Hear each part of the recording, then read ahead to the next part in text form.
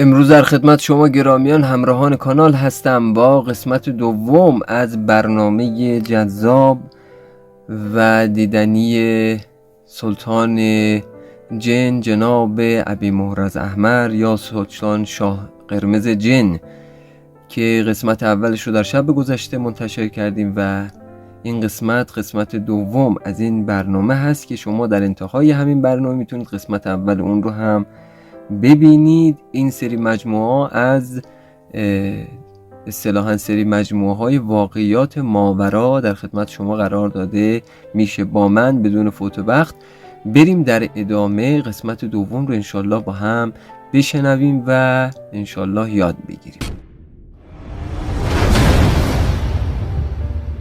با نام و یاد حضرت دادار پایدار و با درود و عرض ادب خدمت تک تک شما گرامیان همراهان کانال، امیدوارم در هر کجایی که هستید به دور از کجی و کاستی باشید و در تندرستی. و یک مطلب رو بارهای بار تکرار کردم گرامیان، اگر میخواید که به لطف خداوند سریعتر نائل بشید، درهای غیب براتون باز بشه، به بزرگترها، به حتی کوچکترها و به پدر و مادر احترام بکنید و سرلوحی باشید برای کوچکترها که مطلب رو در زندگیشون داشته باشن.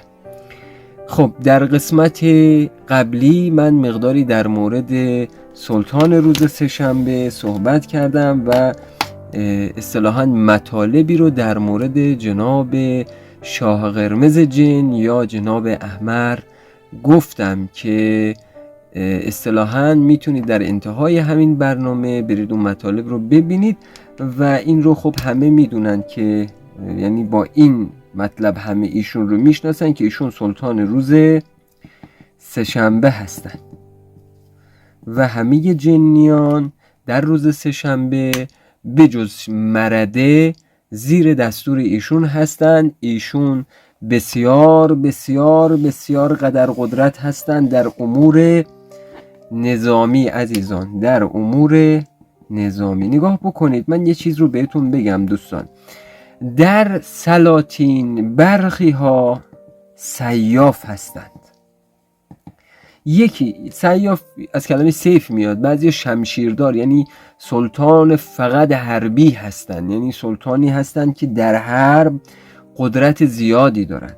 چیزی که در مورد شاه احمر یا شاه قرمز جن یا سلطان روز سه‌شنبه هست این هست که ایشان جدای از این که یک سلطان قهریه هستند در فن جنگ بسیار زبده هستند و بسیار قدرتمند عمل میکنند.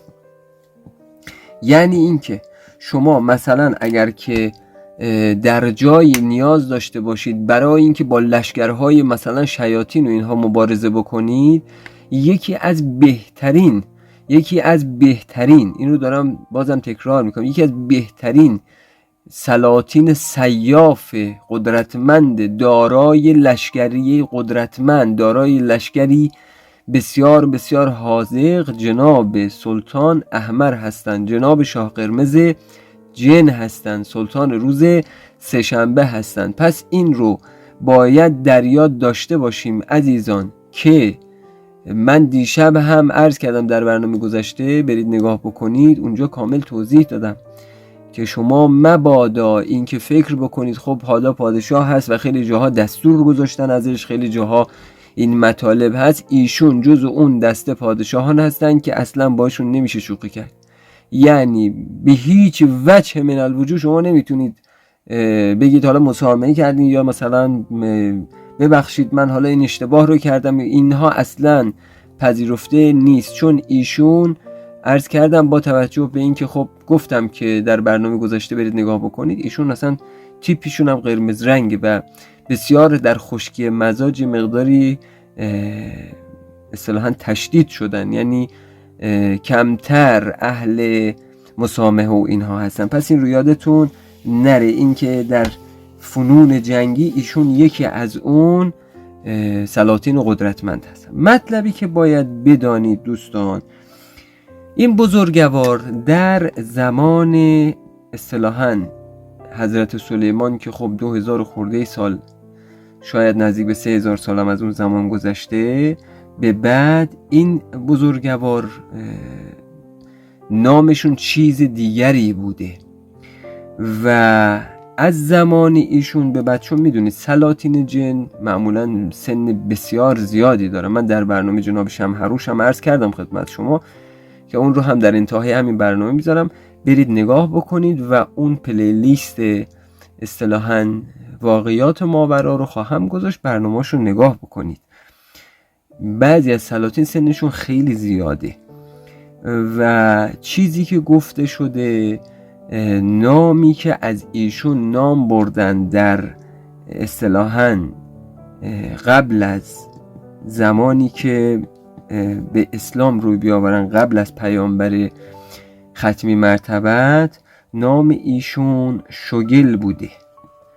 شوگل نامی بوده که بر ایشان گذاشتن و اون چیزی که حالا ما شنیدیم در زبان عبری به معنی پادشاه هست و یا نصب شده ی پادشاه. خدمت شما عرض بکنم که بعد از این که در زمان حضرت ختمی مرتبت به بعد ایشون به دین اسلام گرویدند و اصطلاحاً اسلام رو قبول کردند، نام کنیه دیگری رو بر روی ایشون گذاشتند. در اصل اسم خود ایشون محرز هست و پسری که بر ایشان نامگذاری کردن نام دیگری دارد در اصل، اما با کنیه ابا محرز او رو نامگذاری کردن و نام میذارن. اما مطلبی که مهم هست اینجا هست دوستان، خود جناب محرز احمر یک کنیه داره و کنیه ایشون ابا یعقوبه. نام ابا یعقوبی که بر روی جناب محرز گذاشتن از بعد از پیامبر هست که اصطلاحاً سمتی رو در بین آیات قرآن ایشون داره و در چند سوره ایشون به اصطلاح می شود گفت که خادم هستند. یکی از اون سوره هایی که خادم هستند رو به شما و 2 سوره رو به شما خواهم گفت که بدانید و اما مطالبی هم هست که در ادامه بهتون میگم. اگر تا اینجا رسیدیم عزیزان دوستان، میبینید این کانال براتون ارزشمنده و اصطلاحاً واقعیاتی رو میگیم که در جاهایی کمتر بهش پرداخته شده. با 2-3 راه میتونید این کانال رو حمایت بکنید. ابتدا 2 کامنت انگلیسی زحمت بکشید بگذارید و لایک هم بعد اون فراموش نشه. عزیزانی هم که بخوان حمایت بکنن از گزینه‌های پیپل و از طریق کانال تلگرام میتونن این عمل رو انجام بدن. این کانال فقط اصطلاحاً می شود گفت که زنده به پای شما گرامیان و همراهان کانال هست و شما با حمایتتون باعث میشید که این کانال در معرض دید بقیه عزیزان هم قرار بگیره و از واقعیت هایی که متاسفانه امروزه در فضای مجازی این رو پنهان کردن یا به دروغ مبدل شده و اشتباه و غلط داره به مردم بیان میشه، دستوراتی که نباید انجام بشه، ما سعی کردیم برنامه‌های درست بکنیم با استقبال شما عزیزان که بیشتر عزیزان بتونن ازش استفاده بکنن و آگاهی داشته باشن و از این مطلب دوری بکنن که خدای نکرده اتفاقی براشون نیفته. سپاسگزارم از شما گرامیان در اینکه این راه رو ادامه بدیم. نیاز به حمایت شما داریم. مطلبی که باید بدونید عزیزان، ایشان بر چند سوره از قرآن اصطلاحاً می شود گفت که خادم هستند. یکی از اون سوره ها سوره قدر هست. انا انزلناه فی لیلة القدر، انا انزلناه فی لیلة القدر و ما ادراک ما لیلة القدر. این سوره هست، یکی از سوره هایی که هست که ایشون بر جناب محرز احمر بر این سوره خادم هست. البته خادم اصلیش نیستن، یعنی خدام زیادی داره از دسته ملائکت الله تا سلاطینی که پایین. ایشون هم یکی از سلاطین ارضی هستند که بر سوره قدر اصطلاحاً می شود گفت خادم هستن. یکی از سوره هایی که گفته شده سوره ضحی است که در این سوره هم ایشون خادم هستند که البته عرض میکنم و بارها این رو عرض کردم عزیزان، همینجا هم خواهش میکنم دوستان گرامی عزیزان، لطفاً هر دستوری که در یوتیوب میبینید، هر دستوری که در سایت ها گذاشته شده، هر دستوری که در این طرف اون طرف گذاشته شده لزوماً چیز درستی نیست که شما خدای نکرده برید این رو استفاده بکنید. مخصوصاً در مورد جناب احمر نگاه بکنید دوستان. جناب احمر، این مطلبی که الان میخوام بگم بسیار بسیار بسیار مهمه. شما یکی از ملوک اصطلاحاً علوی که ایشون بالا دست جناب محرز احمر هستند، جناب ملک اسماعیل یا اسماعیل هست که چند پادشاه بر فرمان این ملک بزرگوار هستند. دوستان عزیزم، شما اگر میبینید من در برنامه ها خیلی جاها گذاشتم که مثلا بر فرض مثال از ملائکت الله بیشتر درخواست بکنید یا به اذن خداوند و اینها، به خاطر اینکه اونها بالا دست همه هستند و قدرتشون لایزال به قدرت خداوند نور هستند، نامیرا هستند و وقتی که شما یک بزرگوار رو داشته باشید در زیر دست اون خیلی بیشمار نیروهای ارضی وجود داره، نیروهای دیگه وجود داره. بزرگواران خیلی ها فکر میکنن از راه رسیدن و میخوان برن. من این رو متاسفانه بارهای بار دیدم، از راه رسیده طرف مقابل که تو همین کانال خودمون هم هست و من بسیار توصیه کردم که نکنید این کار رو. از راه رسیدن بدون هیچ روحانیتی، بدون هیچ اصطلاحاً عاملیت و اینها میخوان برن مثلا بشینن چلی جناب ابی محرز احمر. و من خیلی جاها تو یوتیوب و برنامه‌های دیگه دیدم نوشتم مثلا چلی یک روزه دعوت جناب محرز احمر. خب این عزیزم اگر وجود هم داشته باشه مال شما نیست، برای شما نیست. شمایی که هنوز یک ارتباط ساده با یک موجود ندارید، شما میخواد برید پادشاهی رو مثل جناب احمر دعوت بکنید. جناب احمری که بسیار بسیار سلطان قدرتمندی هست، عرض کردم یکی از سلطانهای حربی هستن ایشون و هیچ تعارفی با هیچ کس ندارن. بعد شما باید حتما قبل از اون واسطه‌ای رو داشته باشید که اون واسطه بتواند برود و جناب ابی محرز احمر رو برای شما دعوت بکنه. از راه رسیدند هیچ کار رو انجام ندادن، طی 2-3 روز یا 1 روز میخوان برن مثلا ایشون رو بیارن از ایشون عهدم بگیرن و خدمت شما عرض بکنم که هیچ اتفاقی هم نیفته و برن مثلا کیف بکنن و براشون مثلا فتح کنوز بکنه. من گفتم فتح کنوز، بعد تبدیل کاغذ به طلا، تبدیل کاغذ به نقره و هزاران چیز دیگه‌ای که از دست جناب احمر برمیاد. خیلی خیلی ایشون قدرتمندن، یکی از سلاطین قدرتمند در فتح قلوب هستن ایشون.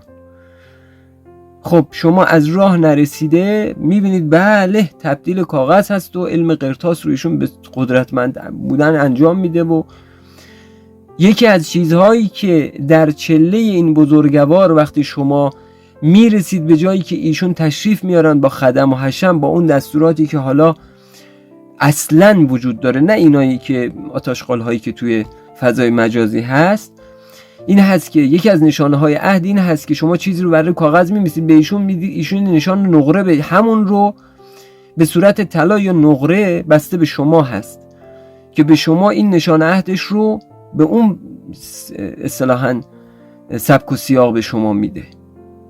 کسی که وقتی تشریف میاره تمام لگام اسبش، تمام پابند اسبش، دور اسبش همش طلا و نقره هست، همش یاقوته. یک سلطان بسیار بسیار قدرتمند. بعد متاسفانه در فضای مجازی دیدیم که نوشتن دستور 1 روزه، دستور 3 روزه، دستور 2 روزه و این یعنی نابودی شمایی که داری برنامه‌های اونها رو میبینی و تصمیم گرفتی که بروی و بنشینی و این اعمال رو انجام بدی. و مطمئن باشید که راه که به جایی که نمیبرید جناب احمری که نخواهد آمد بماند. نهایتا از دریچه برای شما یک انرژی خار میاد بیرون و نهایتا شما رو نابود میکنه. نهایتا زندگیتون تباه میشه و هیچی عایدتون نمیشه. عزیزان، من بارها در کانال اینا رو توضیح دادم و نمیخوام اینجا این مطالب رو دوباره واگویه بکنم. برید دیگر برنامه های ما رو در کانال ببینید.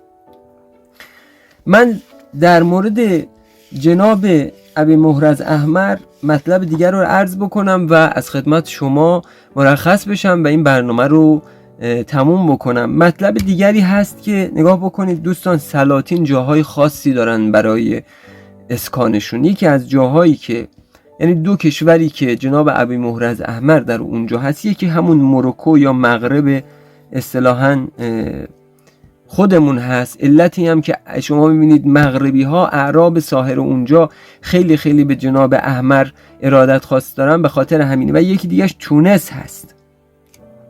البته ساحرین سوری هم اصطلاحاً نسبت به ایشون میگن که مثلا در اینجا هم یکی از مناطق زندگی کردن ایشون هست، ولی در این دو جا قدرتمندترین جاهایی است که اصطلاحاً جناب احمر در اونجا اسکان دارند و می شود گفت که در اونجا اون تخت پادشاهیشون هست، در کشور تونس و در کشور مغرب. و عزیزان دوستان، من یکی از چیزهایی که باید بهتون بگم، ایشون یک برادر گفته داره. برادر گفته ایشون هم کسی نیست جز ملک بزرگوار میمون ابانوخ، که من در برنامه میمون ابانوخ انشالله در مورد میمون ابانوخ این پادشاه بزرگوار هم صحبتهایی خواهم کرد که انشالله اون برنامه رو هم خواهید دید. و هر جام که برن، اگر جایی که سلاطین رو شما میخواید دعوت بکنید، مخصوصا یکی دو تا از مندلهای نفسی در آینه شون، این دو عزیز با هم هستن، به اتفاق یکی دیگر از پادشاهان بزرگوار که من نامشون اینجا نمیبرم، و معمولا این ستا با هم در اون مندل نفسی حاضر میشن.